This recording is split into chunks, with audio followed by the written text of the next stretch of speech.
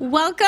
My name is Lisa Garcia Bedoya. I have the honor of being the interim director of the Center for Studies of Higher Education this year, and I also serve as vice provost for graduate studies and dean of the graduate division here at Berkeley.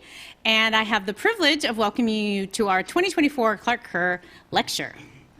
I'm going to start with a few housekeeping items. The first is just to remind you to please turn off your cell phones. I'm not going to ask you not to take them out because I know that's not possible, but just turn them off, please. And then folks will be walking down the aisles with cards. So there'll be a question and answer session at the end of the lecture. And so if you could please take cards. If you want to just hand some to every aisle, Helena, that would be great. Fill them out, and then folks will be gathering them at the end so that we can make this easier. And just a reminder that today's lecture is being live streamed, so any noise in this room will be captured for all eternity. So just keep that in mind as you think about what you're doing in this space. So welcome. I'm going to start by introducing our wonderful Chancellor, Carol Christ, who is the 11th Chancellor of the University of California. She will be introducing our guest speaker.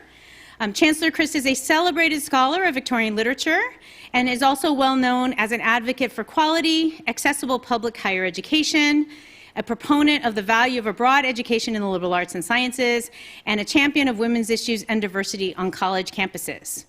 Chancellor Christ spent more than 3 decades as a professor and an administrator at UC Berkeley. I will note she actually signed my diploma. Thank you. Before she became the president of Smith College, which is one of the country's most distinguished liberal arts colleges, where she served from 2002 to 2013. And as it happens, her immediate predecessor in that role was none other than Dr. Simmons. She returned to Berkeley in January 2015 to direct the Center for Studies in Higher Education, who is sponsoring today's talk. So we've come full circle, Chancellor Christ, today. And in April 2016, she was appointed interim executive vice chancellor and provost for the campus and was named our chancellor in March 2017. She will be stepping down as chancellor on June 30th of this year, and we're lucky that we have our new chancellor in the room as well, Rich Lyons. And I would like to take this opportunity to say what an honor it has been to serve as a member of your cabinet and to be your partner in leadership during this time. And I'd like to thank you for all you've done for Berkeley. And with that, please welcome Chancellor Christ.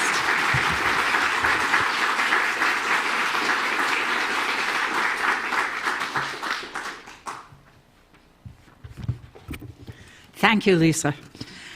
It's my great pleasure to welcome you to the 9th presentation of the Clark Kerr Lecture.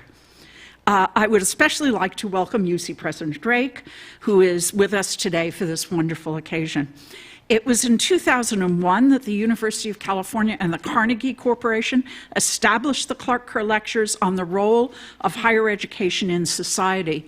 Organized by the Center for Studies in Higher Education at Berkeley, the lecture series provides an important campus venue for leading scholars and practitioners to reflect upon and share their thoughts about major policy issues facing higher education. It's only fitting that this lecture honors Clark Kerr, one of the great leaders and scholars in American higher education. His vision of the university as a public trust where all thoughtful ideas can be examined demands our continued support. I've also been reflecting on Clark Kerr's insistence that the university exists not as an isolated ivory tower, but inside a general social fabric of a given era. The lines, this is a quote from him, the lines dividing what is internal from what is external become quite blurred, he said. An important reminder for the university dedicated to advancing the greater good, but also a sobering truth when we're called to confront the impact of our disordered and polarized world on the unique culture of our campuses. It's like this moment now. These times and these challenges make it all the more important to recognize, celebrate, and honor those leaders who have stood out in the tricky terrain of American higher education. And so we're deeply honored today to welcome Ruth Simmons, an esteemed colleague, visionary leader, and fierce advocate for equitable education for all. I really encourage you to read Ruth Simmons' autobiography, Up Home, One Girl's Journey. She was the 12th child born to sharecroppers in a small town in Texas. She earned a PhD in Romance Languages and Literature from Harvard University. She's currently the President's Distinguished Fellow at Rice University.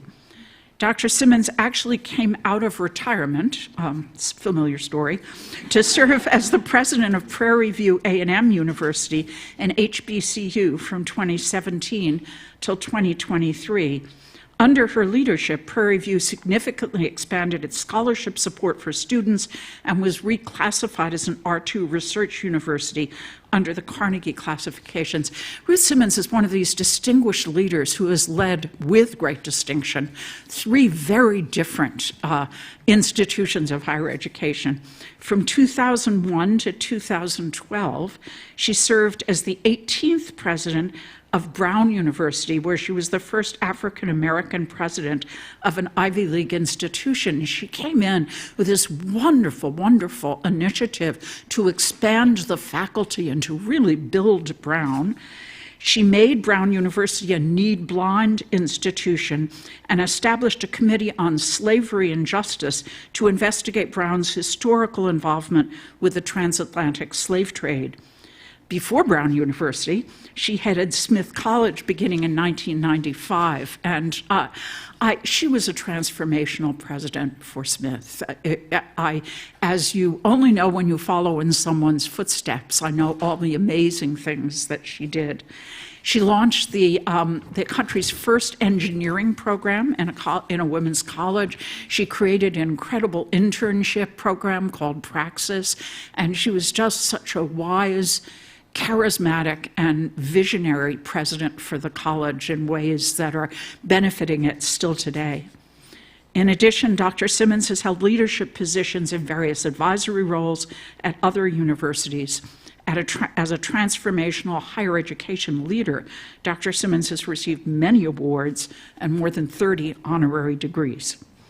Dr. Simmons symbolizes the kind of generous, inspirational, and impactful leader the Clark Kerr Lectures were created to recognize. Throughout her long career, and even in her retirement, she's worked tirelessly to open higher education to all, regardless of background or means. For these and for so many other reasons, the Center for Studies in Higher Education has invited Dr. Simmons to give the 9th Clark Kerr Lecture. We're honored to have her with us today. Please join me in welcoming her. And I hope this isn't here. What? Oh, here. It's on top.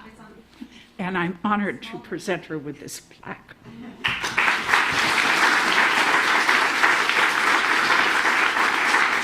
This doesn't seem like too bad. Thank you. I think I'm going to put it over. I hope I don't knock that over. There's a stool right behind you. Okay, thank you. Carol, I thought I was in pretty good shape as you were introducing me, but I found myself getting very emotional, in part because to be in the company of so many people whom I respect and who have shown me the way is an amazing experience. The other aspect of it is that, my God, I'm at Berkeley. At Berkeley. And so you mentioned that I was the 12th child of sharecroppers. I think about my tiny community in Houston during deep segregation and the very low expectations that the world had for me and people like me when I was a child. And to think that I have been able to receive so much help and support over the years to do things that have meant so much to me is quite overwhelming. So thank you, Carol. Thank you for all of our leaders here who've done so much for young people around this country. We have not done nearly enough. Thank you. I want to express my gratitude for the honor of the invitation to visit Berkeley as the Clark Kerr Lecturer. I'm sincerely humbled to be here in that capacity, honoring a venerable and courageous educator whose remarkable leadership inspired so many and made such a difference for all of higher education. I'm grateful for the efforts of the Center for Studies in Higher Education in arranging an itinerary for the week's residency that has led to many informative meetings and lots of exhaustion. Helena Burkhars, Center Manager and Vice Provost, and Dean Lisa Garcia Badeller have been immensely helpful and attentive. Although, Lisa, where are you? I have to chastise you for one thing, and that is, that's what we do. And that is, you actually told the president of the University of California system to sit down because you had to start. I was appalled by that, but hopefully he wasn't, though. And of course, I want to thank Margaret Heisel, a colleague from my earliest days as a faculty member, and she has been especially welcoming to me. I could go on and cite many more people here who have been meaningful to me, including Bob Bergeno and Jan Holmgren. But I want finally to say to Carol how much it means to me that you are here and that you introduced me this afternoon. Thank you for such a generous introduction. And to President Michael Drake, who's been a valued colleague for so many years, sharing the experience of leading an AAU institution. You know, when we started, there were very few people we could relate to in a way because we were out there on our own. And it was always good to see you leading so confidently when there were so few like you to observe. So thank you. What I want to talk about today, as you know, is access and equity in higher education. But I want to warn you that you're not going to like what I have to say. Well, you're not supposed to like what I have to say. But I have been thinking and pondering constantly what to do in the midst of this seemingly intractable dilemma that we have with regard to access and equity. I've been trying to put together some thoughts about what this moment means right now and how we should see this moment. Because I know that many, like me, who've been through these past years have very strong views about equity and access. And I think one of the dangers we have is we might not be open to looking with clear eyes at this moment in history. So I want to deal with that a little bit, and I look forward to your comments afterwards about how you think about this. It's no overstatement to assert that the long journey to equal access and fairness in education has reached a critical inflection point. It's also no overstatement to say that policymakers, legislators, educators, scholars, students, parents, and others are in a quandary about how to resolve sharp differences of opinion about the proper path forward. Yet, as history has shown, the failure to resolve satisfactorily the issue of whether and how the state should address the causes and effects of discrimination will continue to impair progress, sow seeds of hatred and despair, and make even more distant the goals and ideals enshrined in the United States Bill of Rights and the U.S. Constitution. Yet, as we know, considerable efforts have been undertaken by various branches of government, nonprofit institutions, for-profit institutions, educational institutions, and activists to reconcile the immense differences over what constitutes appropriate remedies for past and present discrimination. That we have failed to resolve this question adequately almost 250 years after the ratification of the Bill of Rights proves the intractability of the dilemma. The 1964 Civil Rights Act, as signed into law by Lyndon B. Johnson on July 2, 1964, reads in part, "An act to enforce the constitutional right to vote, to confer jurisdiction upon the district courts of the United States of America, to provide injunctive relief against discrimination in public accommodations, to authorize the Attorney General to institute suits to protect constitutional rights in public facilities and public education, to extend the Commission on Civil Rights, to prevent discrimination in federally assisted programs, to establish a Commission on Equal Opportunity, Employment Opportunity, and for other purposes." And Title VI of that act reads as follows. Under Title VI, discrimination on the basis of race, color, and national origin in programs and activities receiving federal financial assistance is specifically forbidden. Would that the authors of this act had considered the fact that the ambiguity of this provision,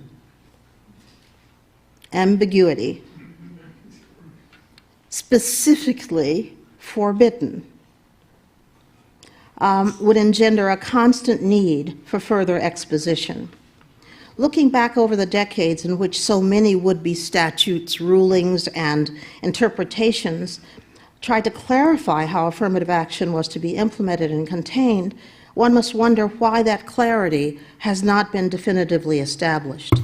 Institutions and branches of government have lurched through 60 years of debate about how affirmative measures are to be used to address past and present discrimination. Now, opposition to the enactment of affirmative action was prevalent from its very onset. If you read the wonderful accounts of what it took to get the act passed, it will remind you how difficult it was to get it done, and how much opposition there was to it at the beginning. In reflecting on the endurance of the opposition, we would do well to consider that this policy was created in large measure to address the social and political dilemmas that existed at a particular moment in U.S. history. While a number of U.S. presidents, starting with Franklin Delano Roosevelt, had sought to initiate remedies for discrimination against blacks, little progress was actually made until the enactment of the Civil Rights Act of 1964. The vote of the Congress to deliver the act to President Lyndon Baines Johnson occurred in the wake of and during a period of significant social instability and political turmoil. As we think about what's happening today, remember the climate in which it was created, and now, today, the climate in which we have to decide how to go forward. Very similar and perhaps somewhat more challenging. Most notably, these things had occurred in that period. The March on Washington on August 28, 1963, the bombing of the 16th Street Baptist Church in Birmingham in September 15, 1963, when 4 children were killed, and the assassination of President John F. Kennedy on November 22, 1963. These events opened a wrenching period of violence that caused many to contemplate the potential for the country to sink into greater and greater chaos. During this period, civil rights leaders continued to call more and more insistently for the adoption of long-stayed civil rights for blacks. The deepening engagement of the United States in Vietnam was another factor. Frankly, the need for a large number of troops to support South Korea's campaign against the Viet Cong aroused concern that the disaffection of black troops, already a significant portion of the U.S. military, could become a problem.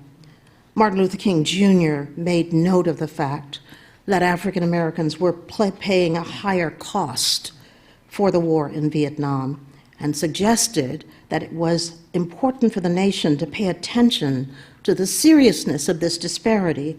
After all, he warned in his famous I Have a Dream speech, quote, "It would be fatal for the nation to overlook the urgency of the moment." It would be fatal for the nation to overlook the urgency of the moment. And so the troubling tenor of public and political life at the time demanded solutions. The need to calm the nation in the wake of desperate calls for justice and increasing harbingers of violence gave rise to a solution that, although not endorsed by all, was developed to withstand the inevitable assaults on its legitimacy in a nation still unable to deal, I misread that, sorry, was insufficiently developed to withstand the inevitable assaults on its legitimacy in a nation still unable to deal with what Du Bois called the problem of the color line. The act passed not simply because of a timely recognition of the need for a change in the will of a majority of the country to do justice, but rather out of a concern that the survival of the democracy required action that moved us beyond chaos and violence to an improved chance for peace and security. A clear signal of where the country was headed was very much needed, and this act was meant to ensure that. The executive order of September 24th, 1965 that followed tried to provide guidance on how the recently affirmed rights were to be assured. While John F. Kennedy's executive action had preceded this 1965 executive action, Johnson's more substantial executive order, 11246, offered specific bureaucratic details without expanding the interpretation of the original language. Instead, the order required the dissemination of non-discrimination policies, ongoing monitoring of efforts, written plans and goals, the enumeration of actions to be taken, and a bureaucratic infrastructure to support these efforts. This was just in time, because by 1965, 31% of the ground combat battalions in Vietnam were African Americans. So, in understanding recent actions opposing affirmative action, it's useful to recall the political violence which echoed the circumstances that led to the original development and enactment of affirmative action. This is especially important as a reminder that although we may now apply moral arguments to the conduct of affirmative action, that is neither the cause of its enactment nor the uniform present-day perception of its use. Just as its beginning, at its beginning, current-day legislative efforts, legal judgments, and political activism in regard to the policy can be more pragmatically and perhaps more effectively understood as originating from the context of this moment. We might do well then to fashion a response that recognizes that even persuasive arguments are unlikely to have a positive effect. In the effort to alleviate tensions, the creation of this path to greater equality and opportunity may have critically missed the mark in failing to foresee the problems inherent in the language.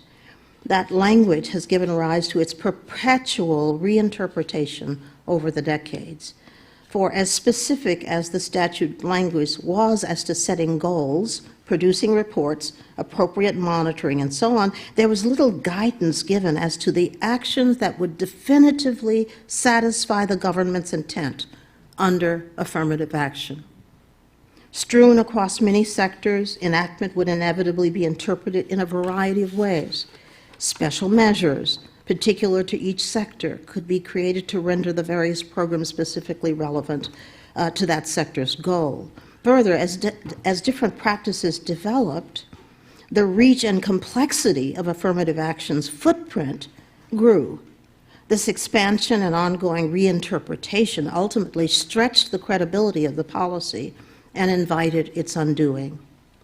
Full realization of equal opportunity for all was to become a broad-scale, ambitious effort, leading some to argue that it involved more than mere equal opportunity, but instead something far more sinister and contrary to the equal protection afforded all citizens.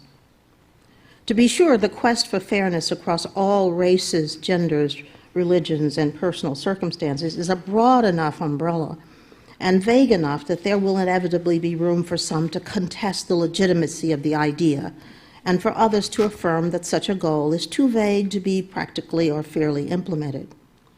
Given the language enshrined in the Bill of Rights, the use of race as a consideration in addressing past discrimination was a high hurdle to overcome, at least not without a more fundamental reckoning with its implicit contradiction. As David B. Wilkins notes in Color Conscious, The Political Morality of Race, by Anthony Appia and Amy Gutman, quote, all race-conscious government policies should both reduce injustice and satisfy the colorblind criteria of fairness. This will help citizens to understand that it is justice and not simply race that underlies color consciousness in public policy. Affirmative action, as practiced over these decades, has failed to persuade enough citizens and policymakers that its intent is appropriate. Wilkins further comments, quote, the relationship between moral argument and public opinion and the moral connection between results and process are central to the democratic process. Efforts to undermine, block, and curtail affirmative action speak loudly to the fact that the moral connection between the process of affirmative action and its results lacks resonance sufficient to allow its continuation in its current forms. It has never been more apparent, I think, that the need to help policymakers and citizens appreciate the moral connection between the goal of fairness and the actual measures used to ensure it cannot be ignored. In universities where so-called academic merit is deemed paramount, affirmative action was initially implemented in ways to protect pre-existing meritocratic ideals on which selectivity practices were said to apply. Hewing to the standard practices of the past, institutions made little progress in the earliest days of implementing affirmative action. The determination of merit could often be difficult to measure, particularly in areas where the interpretation of quality was patently subjective or where bias and favoritism had long prevailed. Further, as the idea of explicit goals was undermined, institutions moved to new and untested approaches for determining merit. In applications, holistic consideration became important. The context for the individual's prior performance appeared a legitimate means of comparing applicants with disparate prior experience and unequal preparation. The cottage industry of diversity and inclusion flourished in most recent university efforts as a means of contextualizing and addressing such disparities. Acknowledging the limited knowledge of many in regard to the lived experience of minorities, institutions turned to educational programs to ensure that those making decisions in admission and hiring would be sufficiently aware of different contexts within the pool of applicants. While the executive action initially gave permission for the education of individuals in positions to make such decisions, the practice expanded to include a more general and generous idea. Should not all in the community be made more aware of different cultural contexts among students? Ultimately, in many instances, the broader project of educating institutional members about the nature of diversity offended more than it informed. As the conduct of affirmative action expanded to include such broad efforts, affirmative action became the problematic policy that many had feared. No longer narrowly constrained, it had grown into a set of practices in direct conflict with the venerated, if unrealistic, policy of race neutrality. So what started out as a simple and mechanistic process of assuring fairness to all who qualified evolved into a complex set of measures intended to change society and ensure a broad understanding and acceptance of the continuing need for measures to compensate for past and present discrimination. It should have been evident that in time, the practice of affirmative action would be challenged in its breadth and reach, if not in its presumed intent.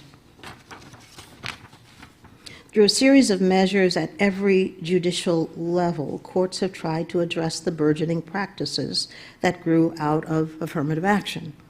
Over time, as court cases steadily narrowed the basis on which an applicant's race could be considered a factor in admission, universities proceeded with an ever-broadening list of approaches. One wonders today why we were not aggressively seeking a simple, more self-evident rationale for justifying the effort to diversify our campuses. The best rationale was not only staring us in the face, but steadily growing more important over time. The makeup of the country and the trajectory of the percentage of non-whites in the U.S. population was predicted to surpass the capacity of the nation to ignore affirmative action to achieve a kind of moral parity in access. The argument for a diverse and inclusive approach is that it is the best means of preparing the country for an economically sound future and a peacefully and productively engaged polity.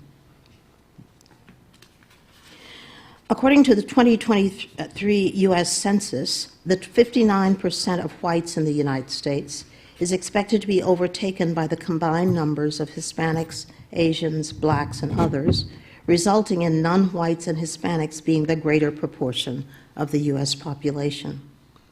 In my view, as long as bias against such groups persists, that is the unimpeachable argument for a continuation of a virile policy of broad ethnic, racial, and gender inclusion across education and elsewhere. Notable educators such as Bowen and Bach and Bollinger and Stone have asserted as much. Bollinger and Stone state unequivocally in A Legacy of Affirmative Action, quote, "Those who believe that affirmative action creates more problems than it corrects, or is a solution to a problem that is no longer a problem, are deeply misguided. Yet as misguided as they may be, a new political reality, similar to the one that created affirmative action, is now questioning the morality of the practice and pushing away any notion that it is a just practice. This is taking place even while, and perhaps because of the fact, that the states at the leading edge of condemning and ending such practices, Texas and Florida, are already majority-minority populations.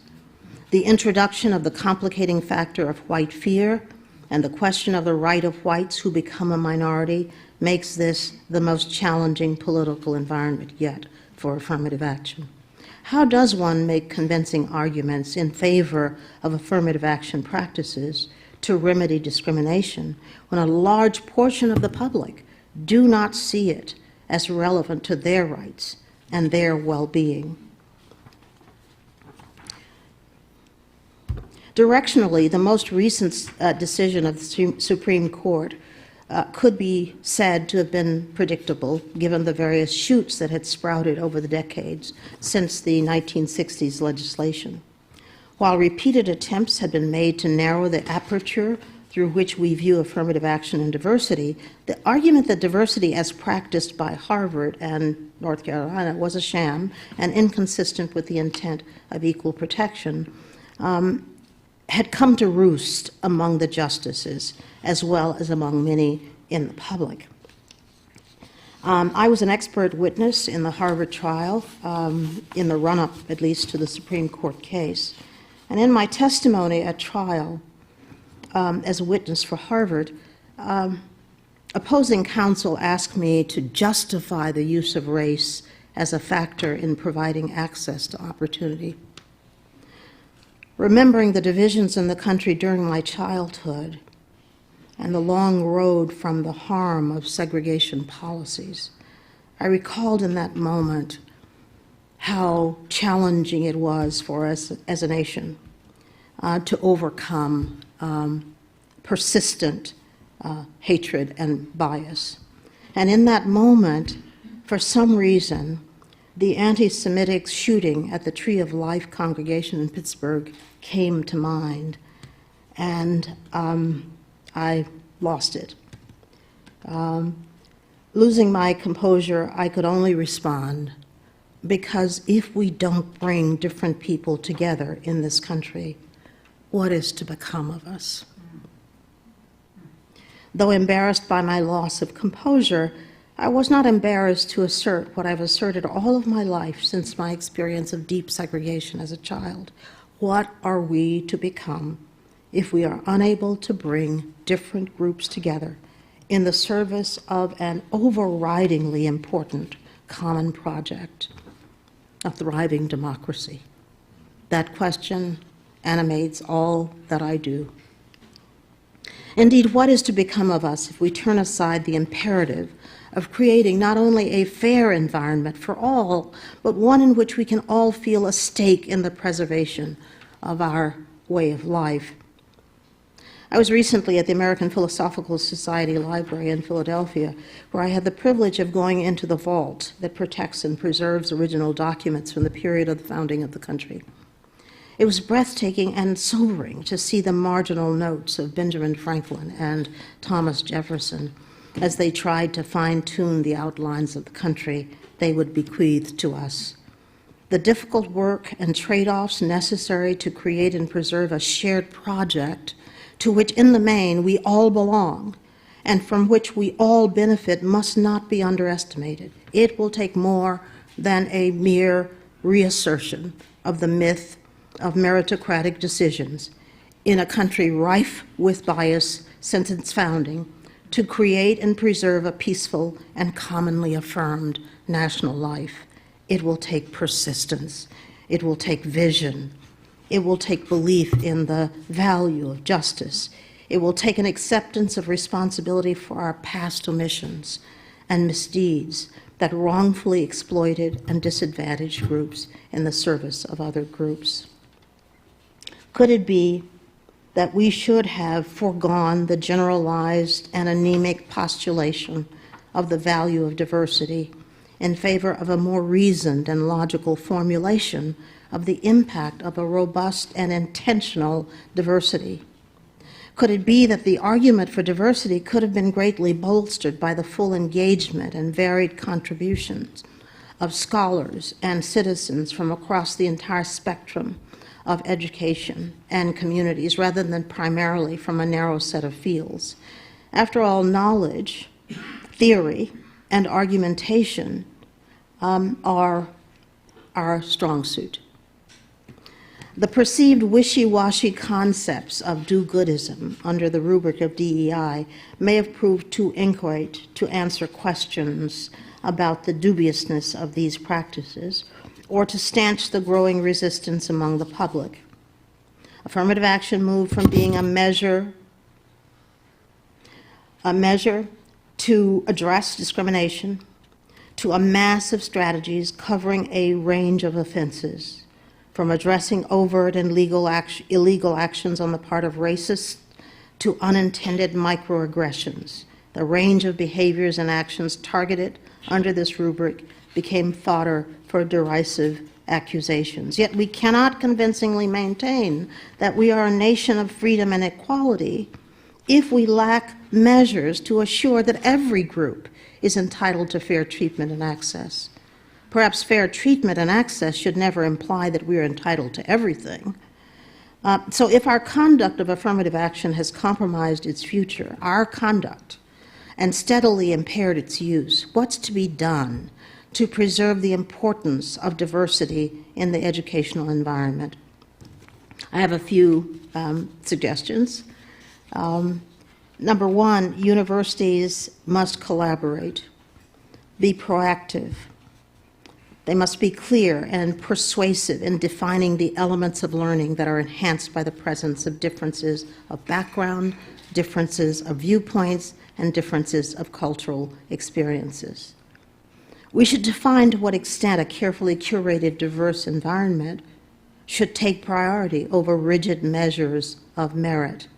And being proactive, administrations should involve scholars from a wide range of fields who are able to develop cogent theories for how different fields benefit from an inclusive ideal.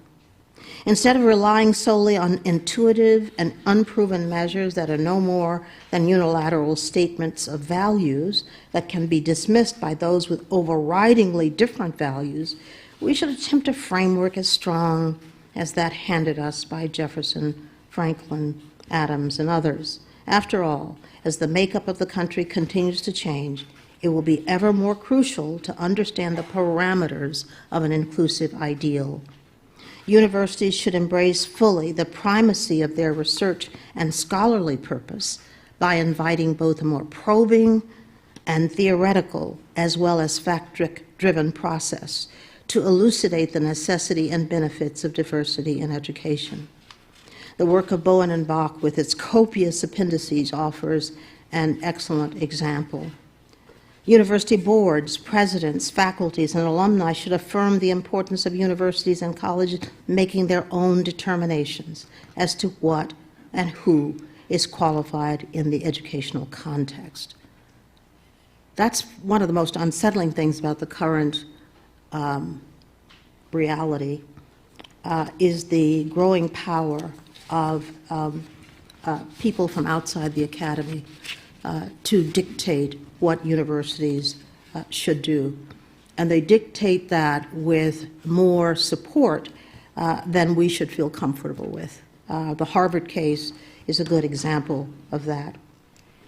As Bowen and Bach said in The Shape of the River, as a society, quote, as a society, we should think very carefully before reducing the authority of institutions to make their own determinations. As flawed as we may be as institutions, we're still a heck of a lot better at making these decisions about the educational context than anybody else in society. Claiming this responsibility requires a serious commitment to hearing the concerns voiced consistently about the overreach of affirmative action and DEI. Such concerns more than suggest that universities are too far out of step with the public they serve. At the same time, it's precisely because of concern for the future of that public that universities must press ahead to play their role in securing justice for those who have been unfairly denied access to opportunity. We must consider and prioritize what we can do to regain the moral authority to represent the interests of the public. You know, I saw a very powerful photo in the president's office yesterday, if I may refer to that.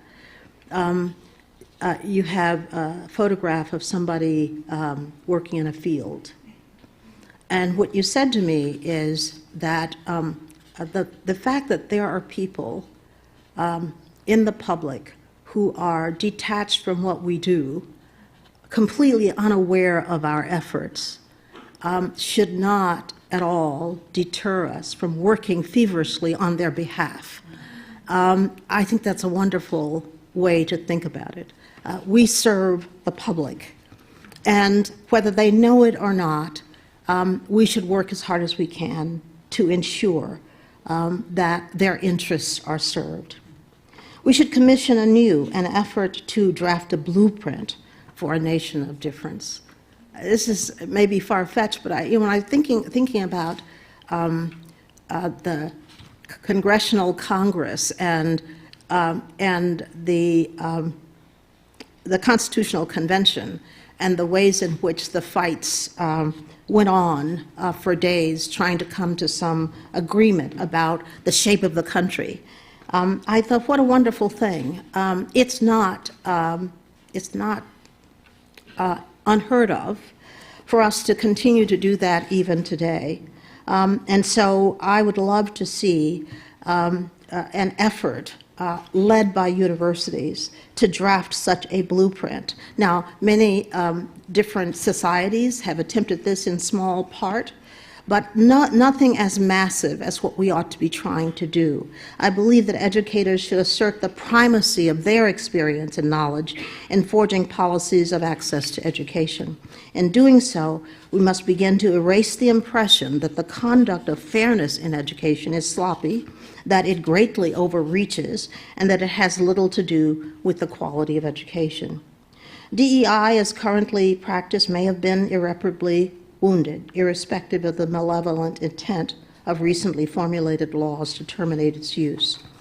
Although many DEI programs will now be rebranded, it would be a mistake to assume that all of the practices developed and imitated under this rubric should continue. The implications of the forceful attack upon DEI programs should not be missed. We should consider these factors. One, we cannot seek fairness by castigating those who have no responsibility for withholding the rights of others. That kind of language has crept into the way we talk about diversity. To the extent that the broad brushstrokes of diversity programs indirectly or overtly impugn the dignity and morality of individuals not specifically responsible for actions in needs of redress, they should be abandoned. This is the wonderful thing about diversity and inclusion. The word inclusion says it all. And yet, what we're doing is excluding certain people from that model. And so that begs criticism when we do that. The Academy has long held on to the myth of merit in its admission, hiring, and advancement decisions. The argument that decisions in regard to intelligence, potential, and future success must rely on a limited set of quantifiable standards is manifestly unfair in an environment of bias. We argue that educators and experts are best able to make determinations of merit, yet we have a history of not using this expertise to make such decisions. I'm sure many of you could cite examples of outstanding well-qualified people who have been barred from appointment. Instead, we have employed a number of proxies that have little to do with the gritty reality of exercising expert judgment. Where students have been educated, holds sway. Scores they have achieved, even when we are aware of disparate preparation for such tests, are prioritized in the process. We look to ability in areas that have nothing whatsoever to do with intellectual work to inform our decisions. These practices should suggest that academic merit is not the sole, or sometimes not the most important factor in our decisions. Truthful and transparent declarations of how we select applicants and hire professionals is paramount. We simply must be truthful about our practices. Otherwise, we lose the trust of people that we serve. We should defend and disclose the reasons for the legitimate weight given to educational experts in the admission process, emphasizing the experience of educators who have observed performance and success over a protracted period of time as the most reliable and fairest means of judging present merit and future potential is worthwhile and sensible, and we should advance that argument without shame. In hiring, the lazy ways that we've organized our endeavor works against us. Let's do the work that only we can do. Deploy our knowledge and experience as the best means of judging present ability and future promise. Opaque policies that are promulgated in equally opaque language share responsibility for setting the public against universities. We must remember that we are accountable to a variety of audiences in the profession of our work. The marketplace expects that students who will have the benefit of an education so that they will be maximally fit for the tasks they will have to perform over an extended period of time. Families expect that we will provide education in a reasonable framework and at an affordable cost so that postgraduate life will not be weighed down by disappointment and debt. Policymakers expect that we will purvey our wares in a transparent fashion that convinces the public that we are meeting our stated mission in a responsible manner. Yet if we do all that well, we still may not have done what the founding of this unique nation called for, that each and every one of us would be able to participate in our common governance, that each of us would be treated equally and fairly, that in this democratic nation of equals, we would share in the benefits of freedom. I agree with Bowen and Bach's conclusion that the goal of greater inclusiveness is important for reasons both moral and practical, that offer all Americans the prospect of living in a society marked by more equality and racial harmony than we might otherwise anticipate. Education makes possible the smoothing out of the unequal circumstances into which many are born. Educators are therefore on the front lines in ensuring that this democracy endures because we are optimistic enough, brave enough, and wise enough to create and manage a process in which the public as a whole feels well served by our work. And so our efforts to make plain where we stand in regard to evening out unequal circumstances are in this moment all important. So let's get about the work of making plain where we stand. Thank you.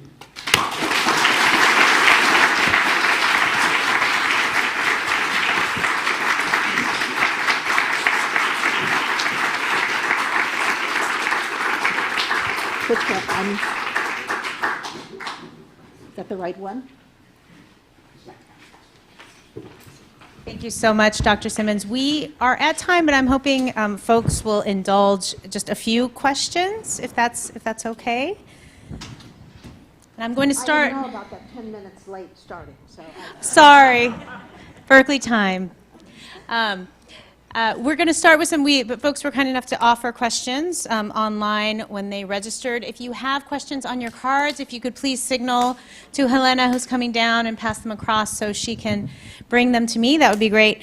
But we had a few questions that speak to the role of HBCUs and whether in this moment it's possible, and your microphone's right there, for HBCUs to teach us something about how to navigate that transition that you're talking about in terms of both having admissions processes that are open and fair, but also serving the public good in terms of educating diverse students. Well, first of all, that's a category of institutions that's not as monolithic as people think. And so there are state institutions among HBCUs that follow the parameters of that state governed educational system. And they have very little leeway to create any novel approaches. I think that the history of HBCUs teaches us a good deal about what matters in education, if I may put it that way. So when I graduated from high school, you know, my teachers didn't think I was fit to go to an integrated university because I ran my mouth too much, and I was very rebellious, and they thought that I would be punished for that in a recently integrated university. And so they sent me to an HBCU for a very particular reason, because they thought I would be able to develop there under the watchful eye of people who cared and understood that I needed that kind of time to develop as a student. In that regard, I would say it's absolutely the case that HBCUs do well when it comes to understanding how to nurture students and how to give them room to grow. And that's something that we can certainly learn from. It's no accident that that many of the strongest leaders that have been produced in this country have come out of HBCUs. That's not an accident. And that is because, again, of that opportunity that is given students while they're in an HBCU environment to be challenged, to be pushed, to be accepted fully, and to be encouraged to do their best and to be strong in their identity. Thank you. So there's a question about another non-monolithic group, but speaking to your broad experience as a president, what opportunities and challenges do you believe that Black women presidents in particular have ahead of them at this time? And has anything really changed for them as leaders? I don't think so, actually. I think that it is certain that we're in a moment in this country where people feel the ability to push back and to push hard. Because isn't it wonderful that, that people have become impatient with the success of different groups? Isn't that wonderful? I think it is. They're impatient with the success of women, impatient with the success of Black women, and so forth. And all that says is that that success is undeniable. And so what we're going to see is more and more attention given to that and more skepticism about it. Now, that doesn't mean that every woman is treated fairly. And if you look at what happened at Harvard, there's no question that the cabal that determined that they wanted to oust her at any cost were upset with her identity, primarily. Not with other factors primarily, but her identity. And so I think there are still venues where it's very hard in a leadership context to accept people who look different, who speak differently, who are different, and so forth. So we can expect that we can sometimes be rejected as leaders because sometimes people like to identify with leaders, and when they don't look the way that they should look, or sound the way they should look, or have the background that they desire them to have, you can get reactions. But by and large, I think we'll see African American women continue to excel, and I think that that's going to be inevitable no matter how much people push back and attack. You raised my curiosity, though, in terms of, especially knowing Claudine Gay and being a colleague of hers and knowing her background and just how incredibly accomplished she was as a person. I guess I'm curious, was there anything that could have been done to push back against those that had a strong reaction to her appointment from the beginning? I guess I'm curious. So is there a response to the cabal, or does the cabal Well, you know, always, I'm very much a pragmatist, if that isn't obvious to you. I am. And I think that when we try to do anything different at all, we should expect that we have a special obligation to probe how to do it well, right? And so I believe that the corporation did not do an adequate job preparing themselves and preparing her for the onslaught that was to come, because anybody could see that that was coming. And so I think that that was very unfortunate. But again, think in terms of the way in political environments, the way in which people mobilize to counter actions that they do not approve of. Okay, and when they mobilize to counter actions. You should not be surprised that that's happening. And if you're surprised it's happening, there's something wrong with your strategy, okay? And secondly, preparing for that. If I was sitting on the corporation, oh my God, this is being taped, right? Yeah. Yes.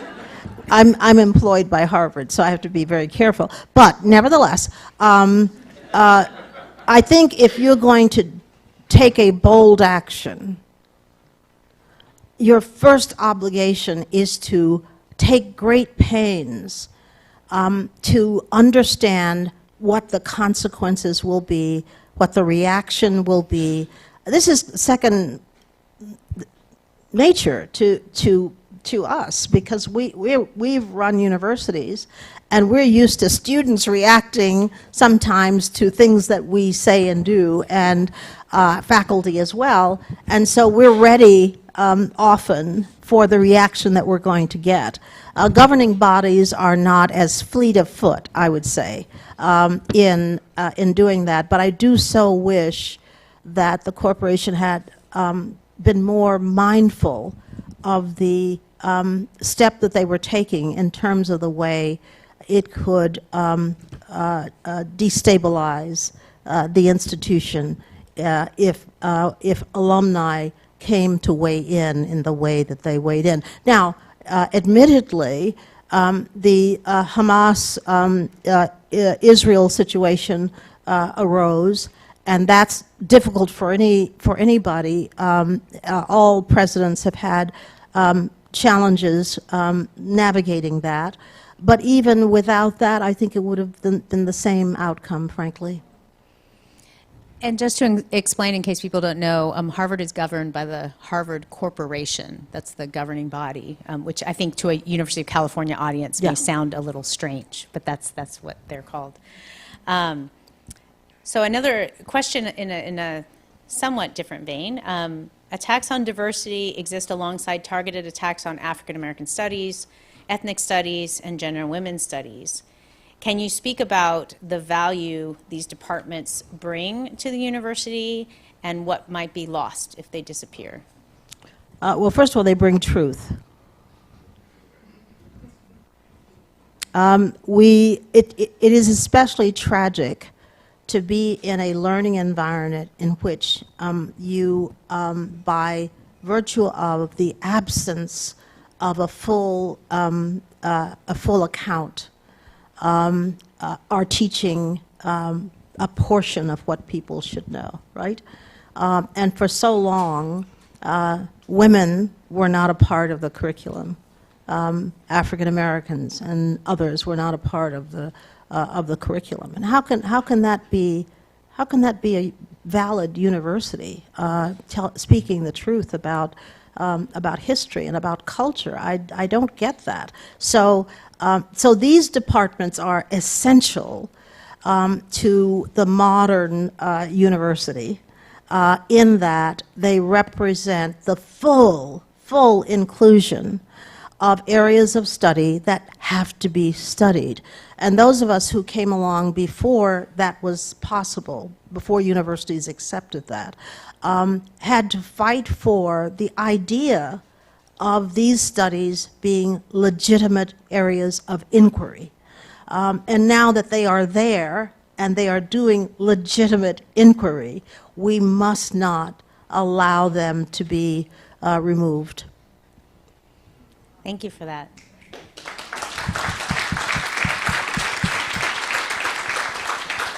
So I guess our final question, our audience has undergraduates, graduate students, new faculty, more senior faculty, retired folks.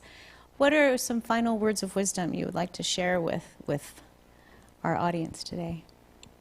Oh, gee. Well, I think that we are the luckiest people in the world. Denizens of educational institutions are at the very, the most important place in society, in my view. I don't know of anything else that can have the impact on society or on the impact of evening out these disparate circumstances. I don't know of anything else. Certainly not money. You know, you could say that, well, if I had money, I would be just like everybody else. But I think those of you who know people with a lot of money know that that's not always true. So what is better than being where we are? And that's why it's so important to both protect the university and all that it does for society, to continually be open to criticism of what we do, to be capable of adjusting what we do as time goes on. Because remember now, we're caught in a moment right now where people are heavily critical of universities, right? But remember, it wasn't so long ago that people were heavily critical of universities because they were not doing enough to try to expand the base of learning and so forth. So, and universities at that moment had the capacity to understand that the university as it was constructed at the beginning was not the university that it needed to be today. So we are ever changing, ever open to the possibility of becoming stronger and more effective, and that is the best of all possible places to be. So I feel so fortunate that I have been able to be in this profession for all of my life. I have been a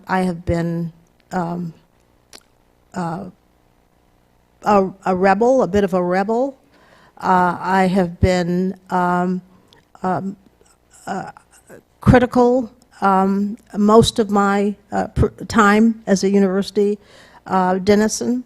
I have offered suggestions often about things that could be done better, and somehow, always, it's been possible to get things done because there's somebody who will listen, there's somebody who's thoughtful, there's somebody who cares enough to want to be better. So I hope that students will remember that and not be shy about offering, oh, sorry, Carol, offering suggestions. After June 30th, they're perfectly welcome to do that. Well, he's gone now, so it's okay. Because that is all important. I remember I was a very junior person at Princeton, and I was very troubled by the fact that there were no women. Is Jan still here? There were no women in certain fields at Princeton, and I was so troubled by that. And so I stayed up late one night writing a white paper about how important it was to hire women faculty. As was my want, I finished it and I marched down the next morning to the president's office and to Neil's office, the provost, and handed them my white paper and left, thinking that my job was done because I had had my say. The next morning, the provost called me downstairs, and I went in to see him, and terrified. And he said, well, we read your white paper, and we agree. And what a thing to happen, that, you know, it wasn't my position to do that. I was just a person who was concerned. And I took the time to do that and gave it to the president and the provost, and they had no reason to read it particularly, or no reason to accept it, but they did. And as a consequence of that, we hired a huge number of women in the sciences following that. So one never knows what input will have an impact, and I know now from my many years of working that the things that I least thought would have an impact have been the greatest things that I can recall. And so small input, precise input is very important always, because the great thing about universities is that we are diverse and we have so many perspectives and so many insights. And imagine, I met a couple of students yesterday from Peru. Imagine, you can talk to people from Peru, and you can share experience with people from all over the world. You can talk with people who've lived in poverty and want, and people who have grown up an entirely different way. So all of that is the opportunity for us to become better at being citizens and better at showing other people how to be good citizens. So my final pitch is let's talk to each other. Let's not allow this period to split us apart. As long as we engage and we are insistent on listening to others and respecting others and accepting the fact that we have an obligation to everyone, I think we'll be okay as a country. But if we don't do that, I do worry about what is to become of us. Thank you.